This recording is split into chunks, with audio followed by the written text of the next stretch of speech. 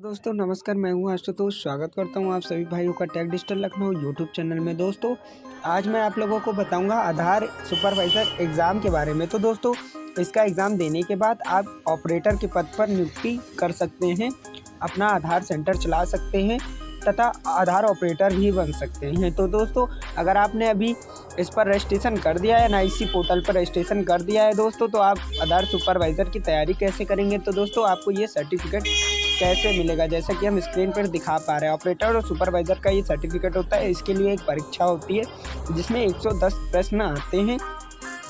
वो 110 इम्पोर्टेंट प्रश्न मैं आपको आज बताने वाला हूं अपने टेक डिजिटल यूट्यूब चैनल के माध्यम से। तो दोस्तों चलिए शुरू करते हैं। अगर आप नए हैं तो सब्सक्राइब कर लें, बेल आइकन दबा दें और कमेंट करके अपनी राय दें। अन्य किसी दस्तावेज संबंधित जानकारी के लिए या वैकेंसी के लिए आप हमारे चैनल पर विजिट कर सकते हैं दोस्तों। तो चलिए शुरू करते हैं। आशा करते हैं आपने चैनल को सब्सक्राइब कर लिया होगा, बेल आइकन भी दबा दी गई होगी ताकि मैं नई वीडियो अपलोड करूं तो आपको सबसे पहले मिल सके। तो दोस्तों चलिए शुरू करते हैं और जानते हैं क्या आएंगे प्रश्न में पिछले पूछे गए पेपर में प्रश्न और आपके पेपर में क्या आएंगे प्रश्न। जो हमारे चैनल पर 120 प्रश्न आपको बताए जाएंगे, महत्वपूर्ण है। मेरा 4 साल का एक्सपीरियंस के साथ मैं बता रहा हूं और आपके हर परीक्षा में वो प्रश्न देखने को मिलते हैं। तो दोस्तों चलिए शुरू करते हैं प्रश्नों की ओर और आपको सिखाते हैं और उत्तर भी बताते हैं। चलिए शुरू करते हैं दोस्तों। हम पहले प्रश्न की बात करेंगे।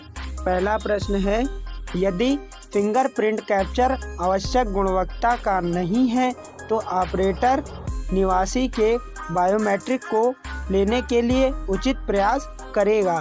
तो क्या ये सही है दोस्तों? तो हम हाँ, ये चीज़ सही है। तो ऑप्शन नंबर पहला हमारा सही हो जाएगा दोस्तों। बढ़ते हैं नेक्स्ट की ओर। दूसरा प्रश्न हमारा कह रहा है, यदि उंगलियां ना होने के कारण एक नामांकनकर्ता बायोमेट्रिक देने में सक्षम ना हो या एक अपवाद और इसके निपटान की आवश्यकता है। जी हाँ दोस्तों, ये एक अपवाद है जिसका ऑप्शन नंबर 4 हमारा सही हो जाएगा दोस्तों। अब हमारा तीसरा नंबर प्रश्न कह रहा है, यदि एक या दोनों आँखों में पट्टी के कारण आइरिस छवि को कैप्चर करना असंभव ना हो तो उसके ऑपरेटर द्वारा सिस्टम में रिकॉर्ड किया जाना चाहिए। जी हाँ दोस्तों, रिकॉर्ड किया जाना चाहिए। हमारा ऑप्शन नंबर 1 सही होगा दोस्तों। अब बढ़ते हैं नेक्स्ट की ओर। अगर निवासी ने, चौथा नंबर कह रहा है, अगर निवासी ने अपने हाथों पर मेहंदी लगाई है तो फिंगरप्रिंट छवि को सामान्यता रूप से लिया जाना चाहिए। जी लिया जाना चाहिए दोस्तों, बिल्कुल लिया जाना चाहिए। अब हम नेक्स्ट की तरफ देखेंगे। नेक्स्ट हमारा 5वां नंबर प्रश्न कह रहा है कि फिंगरप्रिंट छवियों को लेने के दौरान अगर उंगलियां या उंगली डैश हैं तो इसे सॉफ्टवेयर में दिए गए डेटा में दर्ज किया जाना चाहिए। तो दोस्तों दिए गए विकल्पों में सभी सही हैं, क्योंकि लापता और कटी हुई या पट्टी लगी हुई, इन सभी कंडीशन में हम सभी को एक्सेप्ट करते हैं दोस्तों। तो बढ़ते हैं छठे की ओर। तो छठा प्रश्न हमारे पास कह रहा है कि यदि ऑपरेटर खराब रोशनी के कारण चेहरे की छवि को लेने में सक्षम नहीं है तो ऑपरेटर को कमरे में बेहतर प्रकाश वाले किसी स्थान पर नामांकन सेंटर को स्थापित कर लेना चाहिए। ये बात एकदम सही है दोस्तों, क्योंकि प्रकाश के बिना ये कार्य नहीं किया जा सकता दोस्तों। अब आपको हम बताते हैं 7वें प्रश्न की ओर। 7वां प्रश्न कह रहा है कि अगर आवेदक की पट्टी वाली उंगली को फिंगरप्रिंट छवि के लिए लिया जाना है तो ऑपरेटर को डैश चाहिए। क्या चाहिए? तो शेष उंगलियों के फिंगरप्रिंट कैप्चर कर लेने चाहिए। उंगली के फिंगरप्रिंट कैप्चर करने के बाद डाटा एक्सेप्ट किया जा सकता है दोस्तों। अब बढ़ते हैं 8वें प्रश्न की ओर। 8वां प्रश्न कह रहा है, यदि एक नामांकनकर्ता के लिए रुखेपन के कारण फिंगरप्रिंट की मानक छवियां या संभव नहीं है तो ऑपरेटर को नामांकनकर्ता से विनम्रता पूर्वक अपना चेहरा धोने के लिए कहना चाहिए। जी बिल्कुल नहीं कहना चाहिए, क्योंकि हमें चेहरे पर रोशनी का प्रभाव डालना है, ना कि चेहरे धुलने का प्रभाव डालना है। तो दोस्तों आशा करता हूँ वीडियो पसंद आ रहा होगा, तो लाइक करें, सब्सक्राइब करें एंड शेयर करें। चलते हैं आगे की ओर। तो आगे हमारा नवा प्रश्न कह रहा है, ऑपरेटर ने निवासी के बायोमेट्रिक्स लेने के लिए अधिक प्रयास कर लिया है और प्लेटिन पर लिया गया फिंगरप्रिंट अपेक्षित गुणवत्ता का नहीं है, तो हमें क्या करना चाहिए? ये सच कह रहा है या झूठ? तो आइए दोस्तों जानते हैं। तो ये इसका ऑप्शन हो जाएगा सच, क्योंकि गुणवत्ता का नहीं है। हम बार से 2 से 3 बार प्रयास करने के बाद भी वो नहीं ले रहा है। अब दोस्तों हमारे सामने 10वां प्रश्न कह रहा है, यदि किसी भी विकृति या बीमारी के कारण आइरिस छवि को कैप्चर करना असंभव नहीं है, तो ऑपरेटर को निवासी से आंखों का ऑपरेशन करवाने के लिए कहना चाहिए? जी बिल्कुल नहीं कहना चाहिए दोस्तों, हमें नहीं कहना है, क्योंकि हमें इसका अधिकार नहीं है। अब बढ़ते हैं 11वें प्रश्न की ओर। बायोमेट्रिक अपवाद के साथ निवासी के नामांकन के लिए ऑपरेटर को डैश अनिवार्य रूप से कैप्चर करना चाहिए। तो दोस्तों हमें क्या कैप्चर करना चाहिए? तो हमें दोनों ऑप्शन को सेलेक्ट करना पड़ेगा, पहला और दूसरा। हमारा ऑप्शन नंबर 4 सही होगा, क्योंकि ये दोनों विकल्प सही हैं। अपवाद फोटो में दोनों हाथ के कैमरे का सामना करने वाले खुले हथेलियों को, मतलब दोनों हथेलियों को खुला करके कैमरे के सामने ले जाना होता है। एक अपवाद फोटो में खुली आंखों यदि संभव हो के साथ फोटो लगाना चाहिए दोस्तों। ठीक है, ये दोनों ऑप्शन हमारा सही होगा दोस्तों। बढ़ते हैं 12वें प्रश्न की ओर। 12वां प्रश्न हमसे कह रहा है दोस्तों, IRI छवि को कैप्चर करने के लिए राजू अपनी आंखें ठीक से खोलने में असमर्थ है। इसे मामले में ऑपरेटर क्या कर सकता है? तो दोस्तों आपको बता दें, राजू जो है वो एक आधार बनवाने आया है, उसकी हेल्प करनी है, तो ऑपरेटर कर सकता है दोस्तों। तो हम इसके लिए बताएंगे अपने हाथों की मदद से नामांकनकर्ता की आंखें खोलने में सहायता करें, मतलब राजू की मदद करें दोस्तों। तो इसमें विकल्प हमारा तीसरा सही होगा दोस्तों। तो बढ़ते हैं 13वें प्रश्न की ओर। 13वां प्रश्न कह रहा है, बार बार प्रयास करने के बावजूद देवी के उंगलियों की छवि सही गुणवत्ता के नहीं लिए जा रहे हैं, उस मामले में डैश किया जा सकता है। क्या किया जा सकता है दोस्तों? जैसा कि हम आपको बता दें, केंद्र में उपलब्ध गीला स्पंज या तौलिया प्रदान करें। तो मतलब आप अपने बार बार अगर उनका प्रयास कर रहे हैं, नहीं हो रहा है, तो आप तौलिया या गीला स्पंज का प्रयोग कर सकते हैं दोस्तों UIDAI के अनुसार। अब आपको बताएं, हम 14 नंबर प्रश्न हमसे पूछ रहा है, यदि निवासी के पास अतिरिक्त उंगलियां हैं, तो ऑपरेटर को नियंत्रित उंगलियों को अनदेखा कर देना चाहिए दोस्तों। बहुत लोगों की आपने देखी होगी 6 उंगलियां होती हैं, तो उसमें 5 ही कैप्चर करनी चाहिए दोस्तों। आपको बता दें दोस्तों, इसमें विकल्प हमारा पहला सही होगा, सच। तो अब आपसे बता दें, अगर निवासी की उंगलियां या आइरिस में अस्थायी क्षति हो और बायोमेट्रिक को कैप्चर करना संभव ना हो, तो ऑपरेटर इसे अपवादों में रिकॉर्ड करेगा। तो दोस्तों ये पूछ रहे हैं, ये अपवादों में रिकॉर्ड करेगा? जी हाँ सच, ये करेगा। तो हमारा पहला विकल्प सही होगा। बढ़ते हैं 16वें प्रश्न की ओर। 16वां प्रश्न हमसे कह रहा है, अगर नामांकनकर्ता उंगलियों को बराबर करने में असमर्थ है, तो ऑपरेटर डैश कर सकता है। क्या कर सकता है दोस्तों? इसमें हम आपको बता दें, दिए गए विकल्पों में सभी सही हैं। चौथा नंबर हमारा विकल्प सही होगा दोस्तों। नामांकनकर्ता की अनुमति लें और फिर उसकी सहायता करें। फिंगरप्रिंट को इस प्रकार लेने का प्रयास करें कि नामांकनकर्ता इनको बराबर करने में सक्षम है।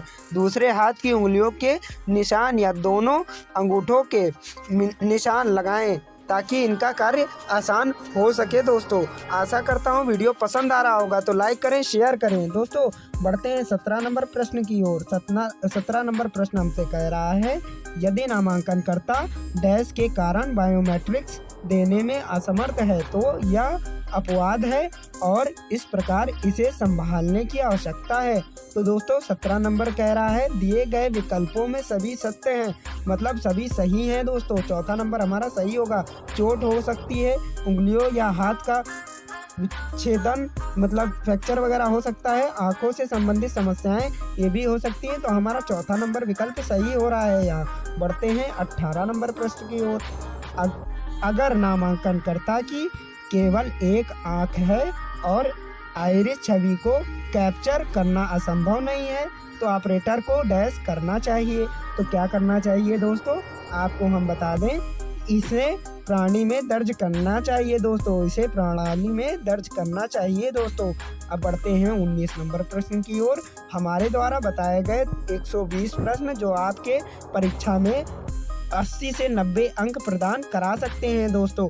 अगर वीडियो अच्छी लगे तो लाइक शेयर एंड कमेंट जरूर करें दोस्तों, और लोगों तक पहुंचाएं जो आधार सुपरवाइजर ऑपरेटर तथा सुपरवाइजर की तैयारी कर रहे हैं दोस्तों। तो मैं उनकी एक प्रकार से मदद करने की कोशिश कर रहा हूं दोस्तों। तो आप अपना सपोर्ट प्यार आशीर्वाद दें हमारे चैनल पर दोस्तों, सब्सक्राइब करें ताकि आपको हम नई नई जानकारियां अपने tech digital Lucknow YouTube channel के माध्यम से प्रोवाइड करा सकें दोस्तों। तो बढ़ते हैं 19 नंबर प्रश्न की ओर।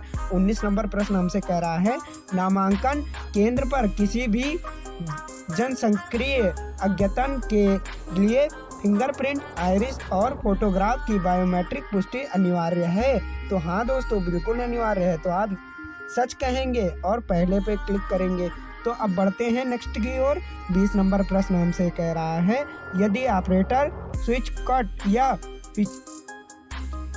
विचलित आंखों के कारण एक समय में दोनों आंखों, प्रश्न कह रहा है नामांकनकर्ता को विनम्रता से हाथ धोने के लिए कहें, और दूसरे में कह रहा है विनम्रता से नामांकनकर्ता को एक सूती कपड़े के साथ साफ करने के लिए कह सकते हैं दोस्तों। तो हमारा ये चौथा नंबर विकल्प सही होगा दोस्तों।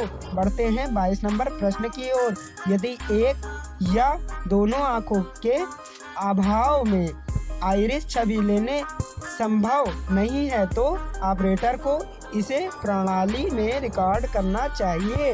तो बिल्कुल सत्य है दोस्तों, 22 नंबर प्रश्न हमारा पहला विकल्प सही होगा दोस्तों। बढ़ते हैं 23 नंबर प्रश्न की ओर। 23 नंबर कह रहा है, यदि नामांकनकर्ता की उंगलियां कटी हुई हैं तो निम्नलिखित में से क्या किया जा सकता है दोस्तों। तो आप बताएं हमको कमेंट करके, हम आशा करते हैं आप सटीक उत्तर देंगे दोस्तों। तो इसके लिए आप हमारा प्रश्न उत्तर होगा 4, ऑपरेटर द्वारा शेष उंगलियों के निशान कैप्चर कर लेने चाहिए दोस्तों।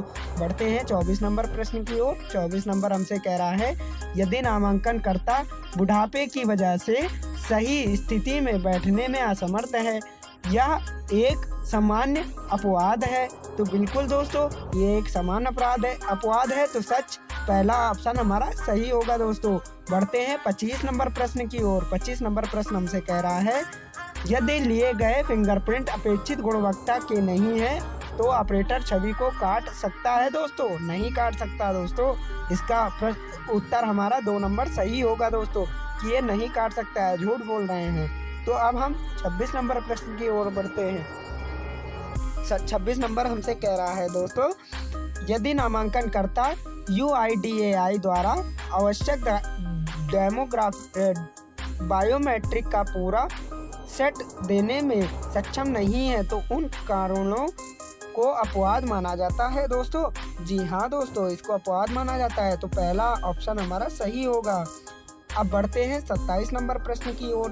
27 नंबर कह रहा है, अगर किसी निवासी की अतिरिक्त उंगलियां होती हैं तो अतिरिक्त उंगलियों को लेने से बचने के लिए ऑपरेटर को फिंगरप्रिंट कैप्चर में निवासी की सहायता करने की आवश्यकता होती है। जी हाँ, बिल्कुल होती है दोस्तों, जैसा मैंने आगे वीडियो में बताया आपको।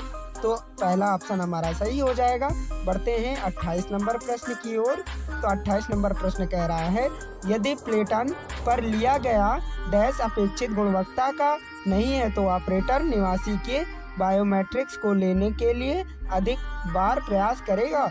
तो इसके लिए क्या ऑप्शन हमारा सही हो जाएगा, उंगलियों की छवि। उंगलियों की छवि का हम अधिक बार प्रयास कर सकते हैं दोस्तों, तो दूसरा नंबर विकल्प हमारा सही होगा दोस्तों।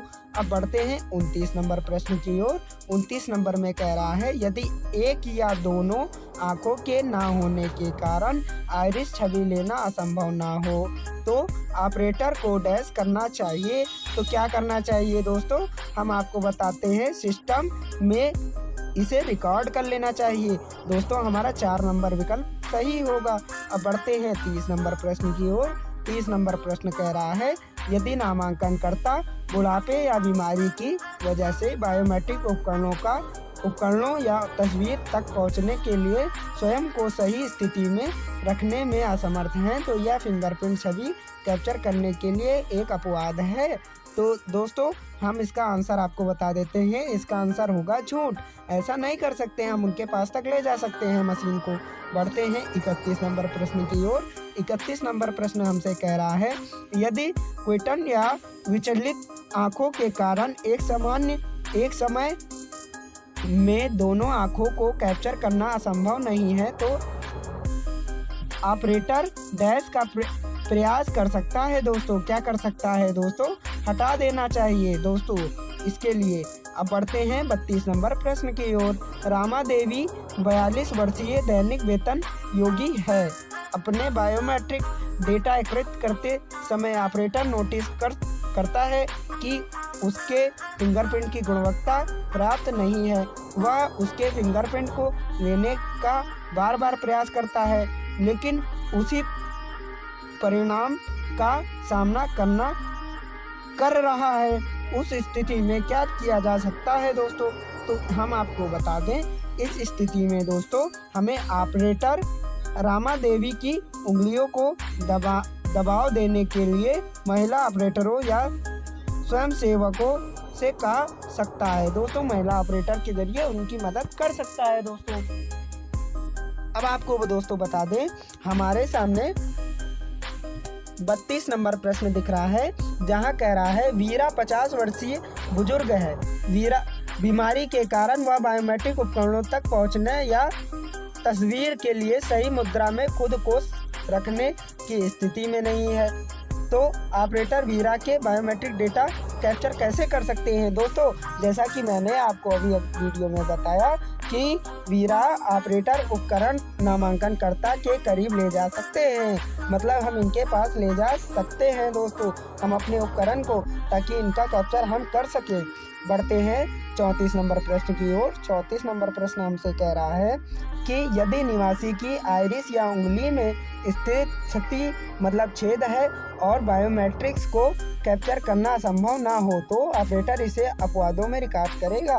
तो दोस्तों आपको बता दें, ये सच है, इसमें रिकॉर्ड में कर सकते हैं क्योंकि ये हमारा विकल्प पहला सत्य होगा। अब बढ़ते हैं 35 नंबर प्रश्न की ओर। 35 नंबर प्रश्न हमसे कह रहा है, अनुषा को कल अपने चचेरे भाई की शादी में भाग लेने की ज़रूरत है और उसने अपने हाथों पर मेहंदी लगाई है। ऑपरेटर अनुषा की फिंगर छवि को कैप्चर करने में कैसे सक्षम हो सकता है दोस्तों। तो आपको बता दें दोस्तों, इसके लिए सामान्य रूप से कैप्चर करें, वो कैप्चर हो सकती है दोस्तों। मेहंदी का फिंगर का कोई लेन देन नहीं है। आपको बता दें 36 नंबर हमारे सामने प्रश्न आ रहा है, यदि ऑपरेटर खराब प्रकाश की वजह से चेहरे की छवि को कैप्चर करने में सक्षम नहीं है जो एक क्रियाशील प्रतिक्रिया है तो स्थिति को डैश द्वारा संभाला जाना चाहिए। तो कैसे संभाला जाना चाहिए दोस्तों, हमें इनके दिए गए सब के सब विकल्प सत्य हैं। तो कैसे प्रकाश व्यवस्था में सुधार के लिए जनरेटर और बैकअप का उपयोग करना चाहिए और बेहतर प्रकाश वाले कमरे में किसी स्थान पर नामांकन स्टेटअप या सेटअप ले लेना चाहिए। एक अपारदर्शी दीवार विभाजन के मध्य बैकअप डाटा को रख देना चाहिए दोस्तों, जहां पर हमें प्रकाश अधिक मात्रा में प्राप्त हो सके दोस्तों। तो चलिए पढ़ते हैं 37 प्रश्न की ओर। तो ये हमसे कह रहे हैं, अगर निवासी की उंगली या आइरिस में स्थित क्षति हो और बायोमेट्रिक को कैप्चर करना असंभव नहीं है तो ऑपरेटर इसे डैश में रिकॉर्ड करेगा। तो दोस्तों ये कह रहे हैं 37 नंबर प्रश्न हमसे कह रहा है 37 नंबर, ये कह रहे हैं ये अपवाद में गिनती होगी दोस्तों। हमारा विकल्प 3 सही होगा क्योंकि ये अपवाद में आ जाएगा। अब बढ़ते हैं दोस्तों हम 38 प्रश्न की ओर। 38 नंबर हमसे कह रहा है निम्नलिखित में से कौन सामान्य अपवाद के तहत आता है दोस्तों। तो कौन सा हमारा सामान्य अपवाद के तहत आएगा, तो आपको बता दें मेहंदी के कारण हाथ काले जाना। हाथ काले जब हो जाते हैं मेहंदी की वजह से तब वो अपवाद में आ सकता है दोस्तों, क्योंकि वहाँ पर हमारी जो फिंगर की आयरिस होती है वो दिखाई नहीं देगी दोस्तों।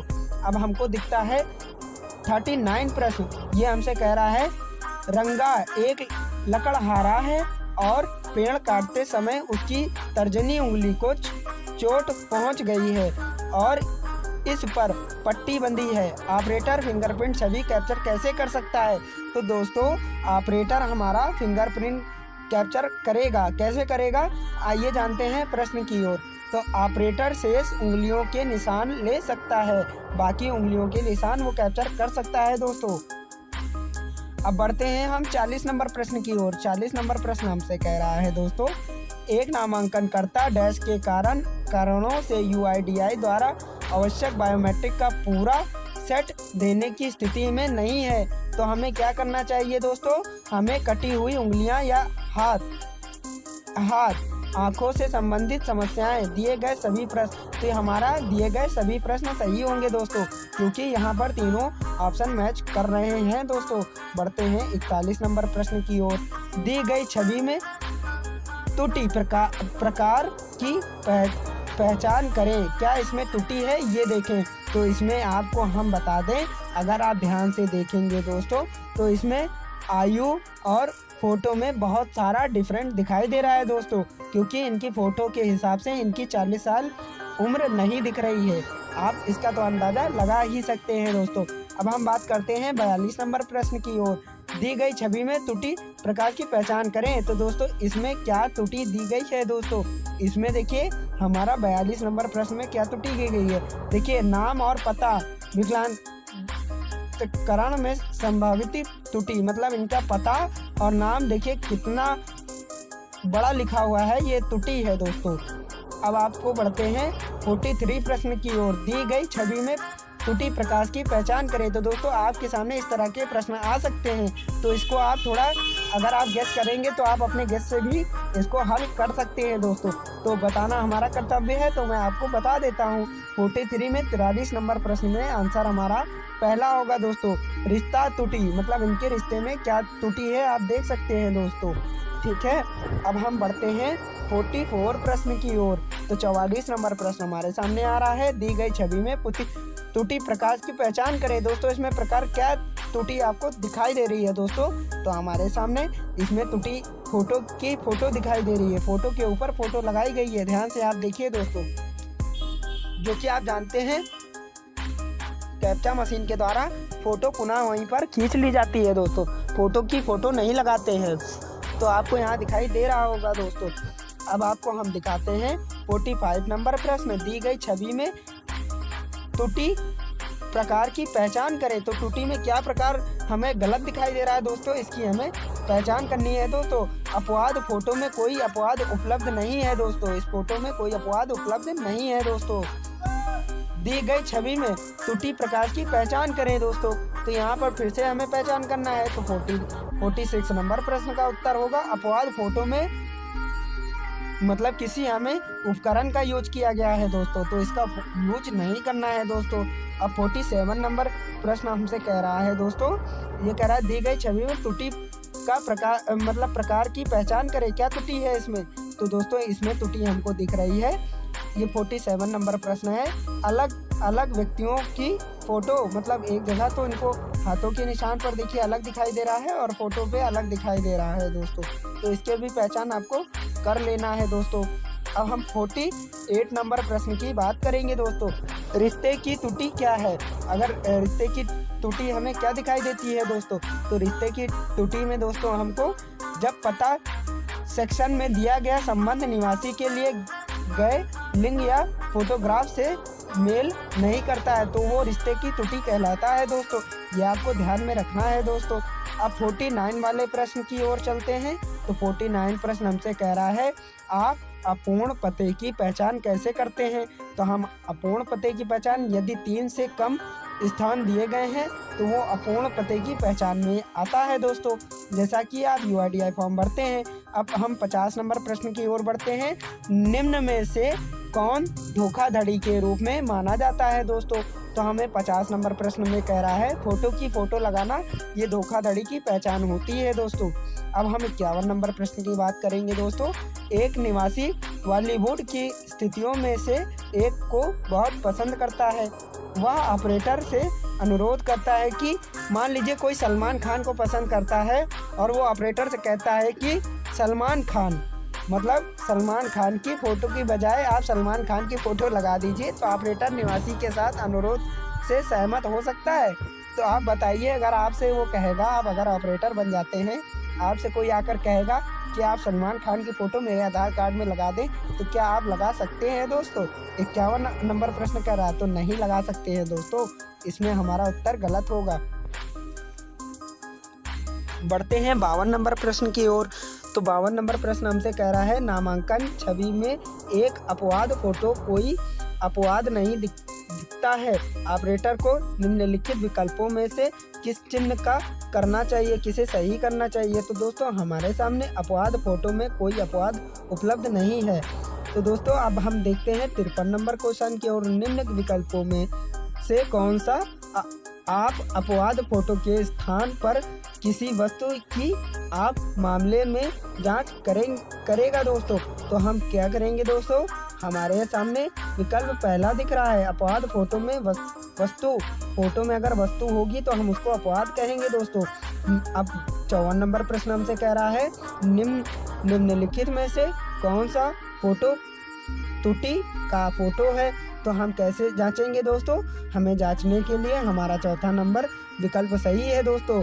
पत्रिका पर फोटो रखकर हम फोटो नहीं ले सकते। 55 नंबर प्रश्न हमसे कह रहा है दोस्तों निम्न में से कौन फोटो त्रुटि के फोटो के रूप में माना जाता है दोस्तों। तो हमसे 55 नंबर प्रश्न का उत्तर होगा उस व्यक्ति के स्वयं उपस्थित न होने के बावजूद उस व्यक्ति की फ़ोटो कैप्चर कर ली जाती है। इसको हम फोटो की फ़ोटो पर अपवाद मानते हैं दोस्तों। अब हम देखते हैं 56 नंबर प्रश्न की ओर। 56 नंबर प्रश्न हमसे कह रहा है निम्न में से किन फोटो को अपवाद फोटो में खराब गुणवत्ता के रूप में चिन्हित किया जाता है दोस्तों। तो इसमें देखिए हमको 54 नंबर प्रश्न कह रहा है खराब दृश्यता वाला एक फ़ोटो ये हमको कहता है चिन्हित किया गया है दोस्तों।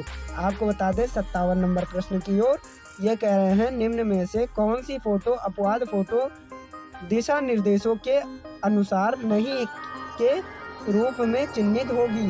तो दोस्तों 57 नंबर प्रश्न हमसे कह रहा है एक फ़ोटो जहां व्यक्ति नीचे देख रहा है वो फ़ोटो एक्सेप्ट नहीं की जाएगी दोस्तों। ऑप्शन नंबर 2 हमारा सही होगा। बढ़ते हैं 58 नंबर प्रश्न की ओर। शांति 65 वर्षीय महिला है। अपने बीमार स्वास्थ्य के कारण वह आधार के लिए नामांकित होने के लिए नामांकन केंद्र में आने में असमर्थ है। उनके बेटे की उनकी पासपोर्ट फ़ोटो मिलती है जिसे आधार के लिए उनकी फ़ोटो के रूप में कैप्चर किया जा सकता है। क्या इस तरह से परदेशियों में फ़ोटो की फ़ोटो लेना स्वीकार्य है कि नहीं। फ़ोटो की फ़ोटो एक गंभीर त्रुटि और धोखाधड़ी का संकेत देती है दोस्तों। तो दूसरा नंबर विकल्प हमारा सत्य होगा दोस्तों। बढ़ते हैं हम 59 नंबर प्रश्न की ओर। 59 नंबर प्रश्न हमसे कह रहा है राकेश एक नामांकन ऑपरेटर है।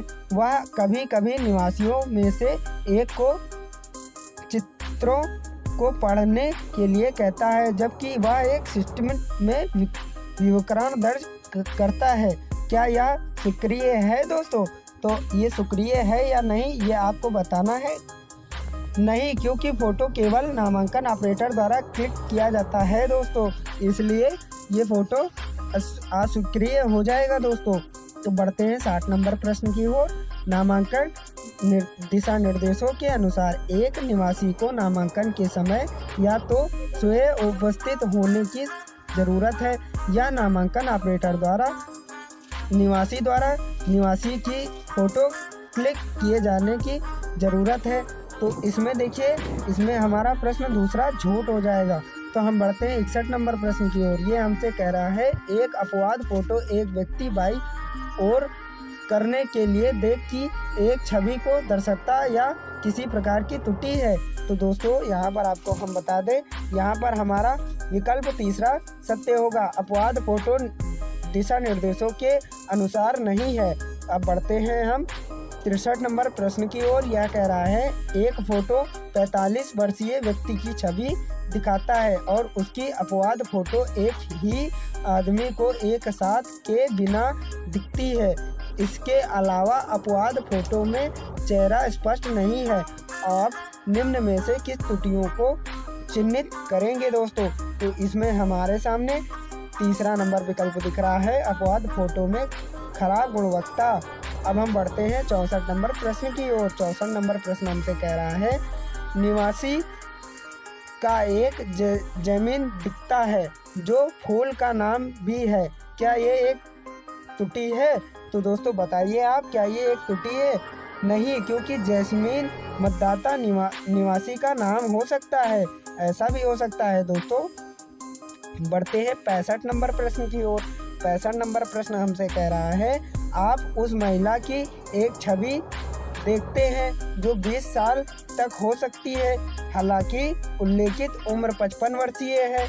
ऐसी स्थिति में आप क्या कदम उठाएंगे दोस्तों? तो हम आपको बता दें, हमारे सामने प्रश्न नंबर 1 दिखाई दे रहा है दोस्तों। तो प्रश्न नंबर 1 हमारे सामने क्या दिखाई दे रहा है कि इसे संबंधित आयु फोटो विस्तारित त्रुटि के रूप में चिन्हित करते हैं दोस्तों।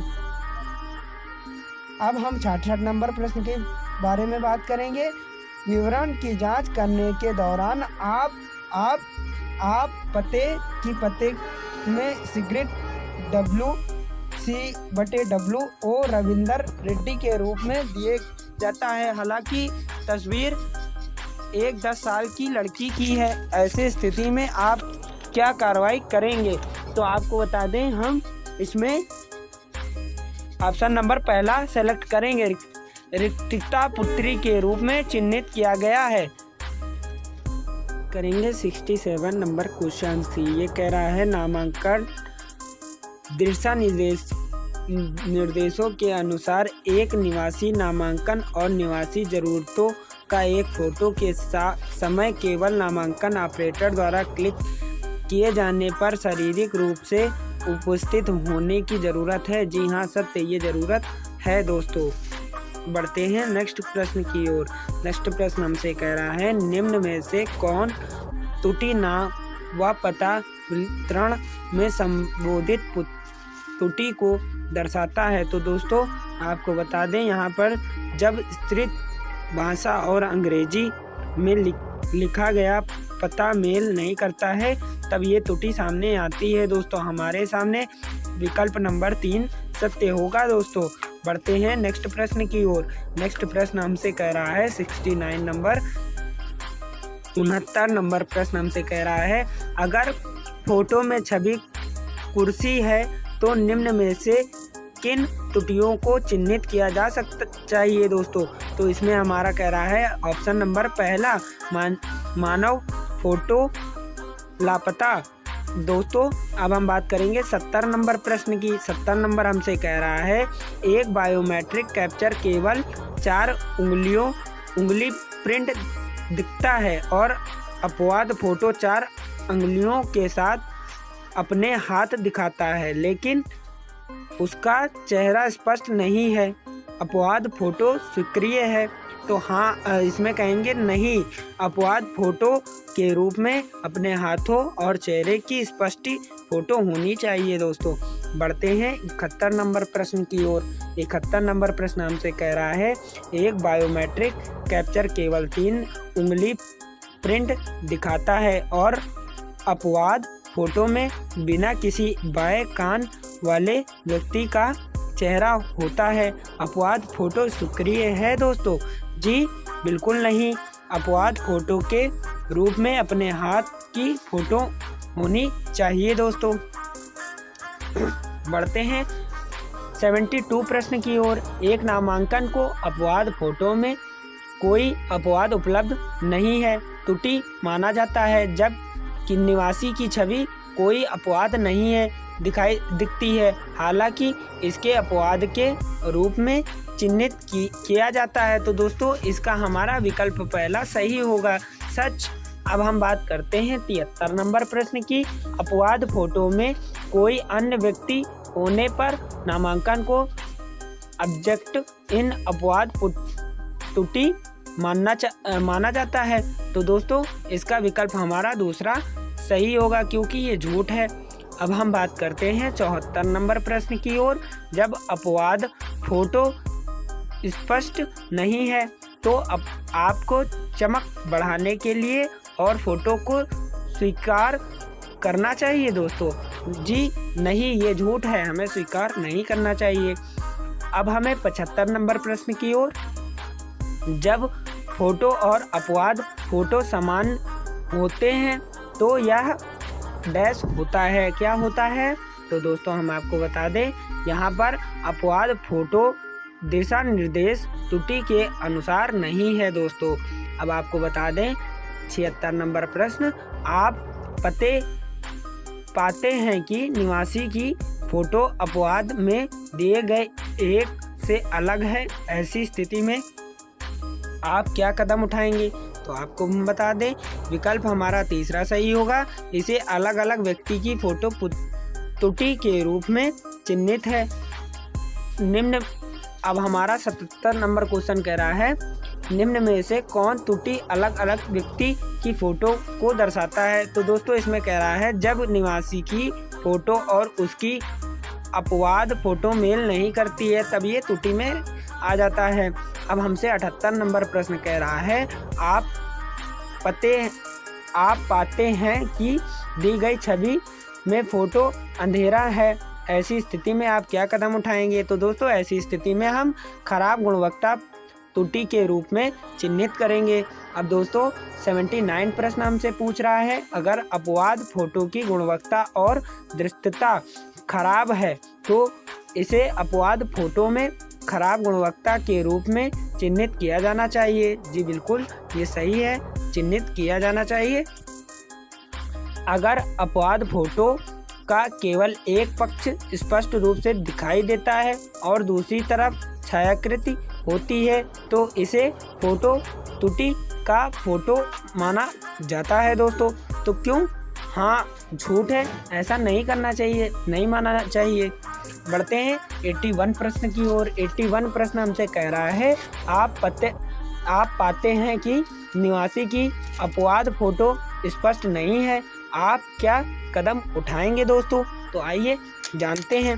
तो देखिए इसमें हमारा प्रश्न नंबर 2 सही होगा, अस्वीकार करें और इसे अपवाद फोटो में खराब गुणवत्ता त्रुटि के रूप में चिन्हित करें दोस्तों। बढ़ते हैं 82 प्रश्न की ओर। हमारे सामने 82 प्रश्न कह रहा है, फोटो का फोटो त्रुटि चिन्हित होती है जब निवासी के नामांकन को निवासी की लाइव फोटो को कैप्चर किए गए बिना किया जाता है दोस्तों। तो जी हाँ, ये सच है। अब आप बात करेंगे 43 प्रश्न की ओर।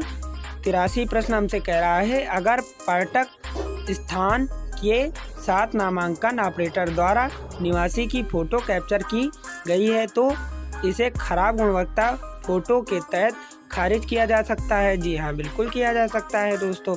अब ये कह रहे हैं 84 नंबर प्रश्न हमसे कह रहा है, यदि आप पाते हैं कि अपवाद छवि में कोई अपवाद नहीं है, आपको इस तरह के मामले में क्या करना चाहिए? तो दोस्तों हमें इस तरह के मामले में अस्वीकार करें और अपवाद फोटो में कोई अपवाद उपलब्ध नहीं त्रुटि के रूप में चिन्हित करें दोस्तों। अब आपको बता दें 85 प्रश्न हमसे कह रहा है, अपवाद फोटो निवासी की छवि नहीं दिखाता, यह किस प्रकार की त्रुटि है? तो दोस्तों हमें इसको जानने के लिए अपवाद फोटो में वस्तु दिखाई देगी, तभी हमें त्रुटि दिखाई देगी दोस्तों। अब आपको बता दें 86 प्रश्न हमसे कह रहा है, आप पाते हैं कि शहर का नाम राज्य से संबंधित नहीं है, ऐसी स्थिति में आप क्या करेंगे? तो दोस्तों हमें क्या करना चाहिए, इसे नाम और पते में संबोधित त्रुटि के रूप में चिन्हित कर देंगे दोस्तों। अब आप 87 प्रश्न हमसे कह रहा है, नाम और पता में संभावित त्रुटि चिन्हित की जाती है जब आप पता शहर या राज्य के साथ मेल नहीं करता है। तो दोस्तों ये बात सच है। अब हम बात करेंगे 88 प्रश्न की। 88 प्रश्न हमसे कह रहा है, एक अपवाद फोटो अपने हाथ दिखा व्यक्ति, आप पाते हैं कि फोटो में कोई अपवाद नहीं है, ऐसे मामले में आप क्या कार्रवाई करेंगे? तो दोस्तों ऐसे मामले में इसे अपवाद फोटो में कोई अपवाद उपलब्ध नहीं है, त्रुटि के रूप में चिन्हित करेंगे दोस्तों। अब हम आपको 89 प्रश्न की ओर ले चलते हैं। ये कह रहा है, अपवाद फोटो एक आँख से ढके व्यक्ति की छवि दिखाता है, क्या आप इस छवि को स्वीकार करेंगे या अस्वीकार करेंगे दोस्तों? तो हम अस्वीकार करेंगे दोस्तों, क्योंकि एक आँख से हमें नहीं कैप्चर कर पाएंगे दोस्तों। अब हम बढ़ते हैं 90 की ओर। 90 प्रश्न हमसे क्या कह रहा है, आप पाते हैं कि शहर और राज्य मेल नहीं है खाते हैं, ऐसी स्थिति में आप क्या कदम उठाएंगे? तो दोस्तों ऐसी स्थिति में हम 4 नंबर कदम उठाएंगे दोस्तों। 4 नंबर हमसे कह रहा है, नाम और पता में संबोधित त्रुटि है। अब दोस्तों हम बढ़ते हैं 91 प्रश्न की ओर। 91 प्रश्न हमसे कह रहा है, अंग्रेजी और स्थानीय भाषा में शहर का नाम मेल नहीं खा रहा है, हालांकि अन्य सभी विवरण सही हैं, ऐसी स्थिति में आप क्या करेंगे दोस्तों? ऐसी स्थिति में नाम पता मतलब इनका प्रमाण पत्र त्रुटि में संबंधित त्रुटि के रूप में इसे हम चिन्हित करेंगे दोस्तों।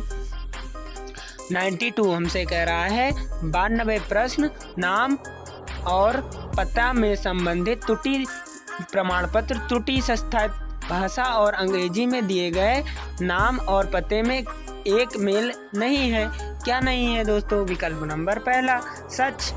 अब अगर नामांकन विवरण में नाम गवारू है तो इसे खारिज कर दिया जाना चाहिए।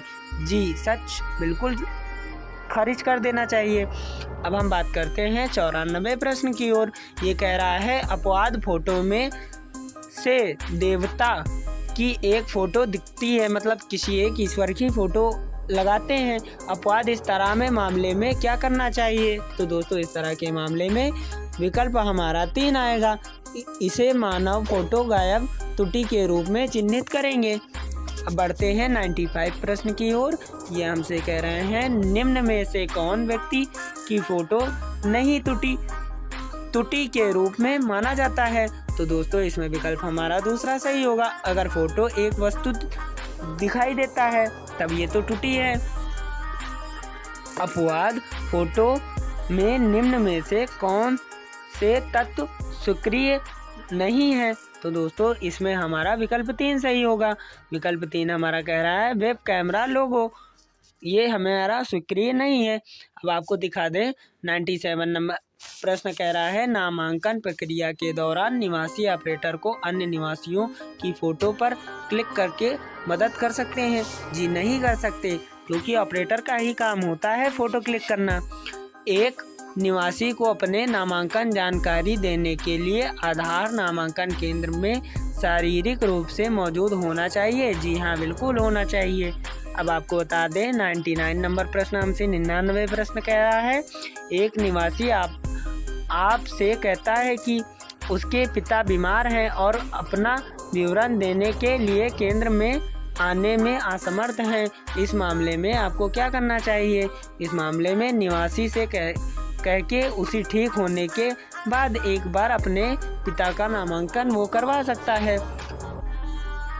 और यहाँ पर हमसे 100 नंबर प्रश्न कह रहा है, गांव के मामले में पता सेक्शन होना चाहिए, क्या होना चाहिए? गांव के मामले में सभी दिए गए विकल्प सत्य हैं। राज्य और पिन कोड, ब्लॉक और शहर, गांव, ये सारे ऑप्शन आपको फिलअप करने होते हैं दोस्तों। 101 नंबर प्रश्न हमसे कह रहा है शहर के मामले में पता सेक्शन में होना चाहिए। क्या होना चाहिए? मकान नंबर, कॉलोनी, स्थान, क्षेत्र, शहर, राज्य, पिन कोड। हमारे सारे प्रश्न ऑप्शन सही हैं दोस्तों। हम यहाँ पर आपको विकल्प नंबर 4 दिखा देते हैं। अब यहाँ पर देखिए 102 नंबर हमसे कह रहा है यदि पता अनुभाग में पिन कोड नहीं है तो एक आपको जिस त्रुटि को चिन्हित करना चाहिए दोस्तों। सच हमें करना चाहिए दोस्तों। पढ़ते हैं प्रश्न नंबर 3 की ओर।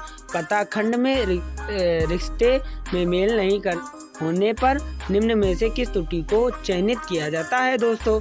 तो यहाँ पर ऑप्शन नंबर संभव रिश्ता बेमेल हमें सेलेक्ट करना चाहिए दोस्तों। अब आपको बता दें ऑप्शन नंबर 4 क्या कह रहा है। यदि फोटो 8 साल के लड़के का है और पता अनुभाग में त्रुटि श्री दिखता है तो यह किस प्रकार की त्रुटि है दोस्तों। अगर देखिए प्रश्न पूरा क्या कह रहा है। 104 नंबर प्रश्न हमसे कह रहा है यदि फोटो 8 साल के लड़के की है और अनुभवी ज़्यादा लग रहा है उम्र का तो क्या करेंगे। इसके लिए हम करेंगे दोस्तों संभव रिश्ता बेमेल करेंगे दोस्तों। यदि टेम्पर की हुई अन्य निवासी के दस्तावेज, आधार प्रमाण पत्र, नामांकन पर्ची, निवासी की फोटो, वस्तु, पशु का चित्र दस्तावेज के रूप में संलग्न हो तो उन्हें जाली दस्तावेज माना जाएगा और नामांकन ऑपरेटर को काली सूची में डालने के और उसके खिलाफ FIR दर्ज करने की विचार किया जाएगा दोस्तों। तो हाँ जी, ये बात सत्य है। अगर आप पशु वगैरह की फ़ोटो लगाकर आधार बनाएंगे तो आप ब्लैक लिस्ट हो सकते हैं और आपके खिलाफ FIR भी किया जा सकता है दोस्तों। 106 नंबर प्रश्न हमसे कह रहा है यदि दस्तावेज अपलोड नहीं है, दस्तावेज रिक्त हैं तो नामांकन ऑपरेटर को काली सूची में डालने और उसके खिलाफ FIR कर दर्ज करने पर विचार किया जाएगा दोस्तों। जी हाँ, ये सत्य है। अब आपको 107 नंबर प्रश्न की ओर ले चलते हैं। नामांकन के दिन पर अपलोडर किए गए सभी दस्तावेज वैध होने चाहिए और समय सीमा समाप्त रद्द दस्तावेजों को स्वीकार करने पर नामांकन ऑपरेटर को काली सूची में डालने और उसके खिलाफ FIR दर्ज करने पर किया जाता है। जी हाँ, बिल्कुल किया जाता है। पहचान प्रमाण के लिए प्रस्तुत दस्तावेज पर निवासी की फोटो और नाम उपलब्ध होना चाहिए। अतिरिक्त व्यक्ति द्वारा जारी किसी दस्तावेज पर लगी फोटो पर मुहर लगी होनी चाहिए।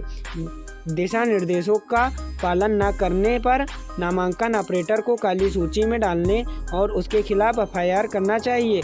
जी हाँ, सही कह रहे हैं। अब बढ़ते हैं 109 नंबर प्रश्न की ओर। यदि कोई नामांकन ऑपरेटर असाधारण अपरजनिक भाषाओं को कैप्चर करता है तो उसको क्या कार्रवाई की जाएगी।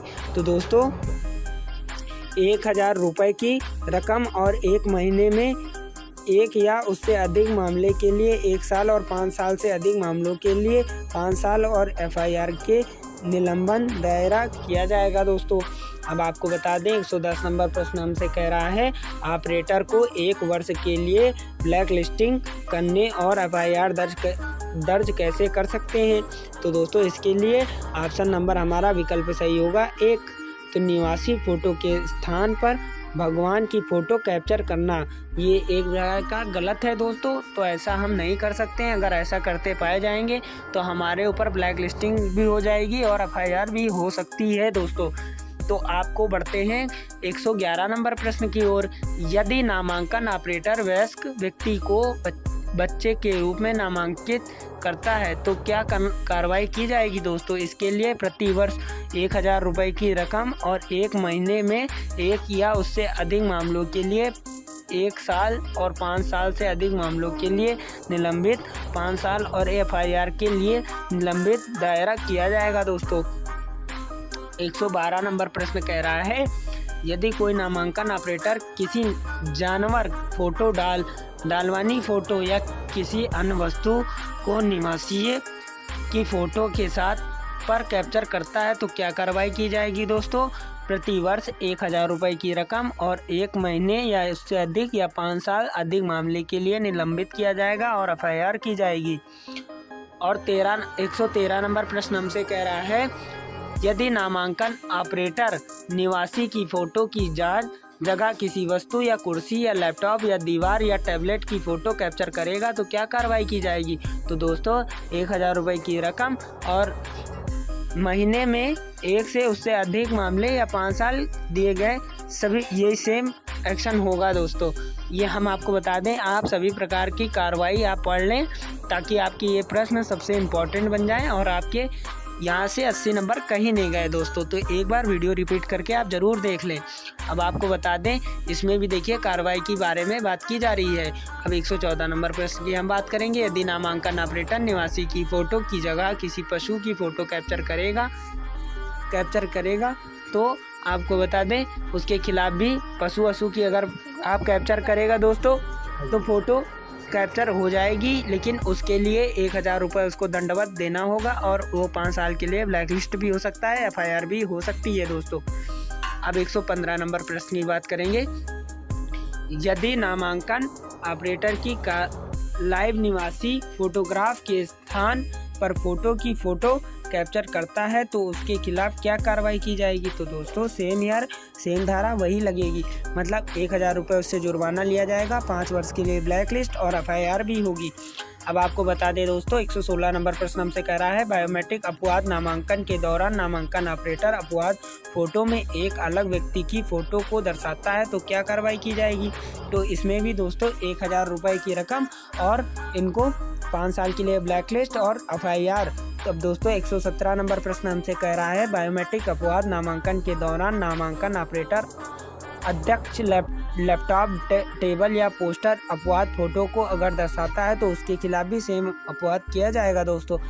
अब 118 नंबर प्रश्न हमसे कह रहा है, यदि ऑपरेटर खराब गुणवत्ता या फोटोग्राफी स्टिक लिंक या जन्मतिथि की तारीख जैसी त्रुटियां करता है तो क्या कार्रवाई की जाएगी। तो दोस्तों इसमें 1 वर्ष के लिए 6 महीने और 50 से अधिक मामले के लिए स्पेशल 25 की राशि पैकेट प्रति और 30 से अधिक मामले के लिए रोक लगाई गई है। अब दोस्तों हमारे सामने एक प्रश्न है, यदि दिशा निर्देशों के अनुसार ऑपरेटर द्वारा दी गई अपवाद फ़ोटो कैप्चर ना की गई है तो उसके खिलाफ क्या कार्रवाई की जाएगी। तो दोस्तों उसके खिलाफ 1 वर्षीय स्पेशल केस में उनको बैठाल दिया जाएगा, 6 महीने और 50 से अधिक मामले के लिए 25 की राशि पैकेज प्रति 30 से अधिक मामलों के लिए रोक लगाई गई है दोस्तों।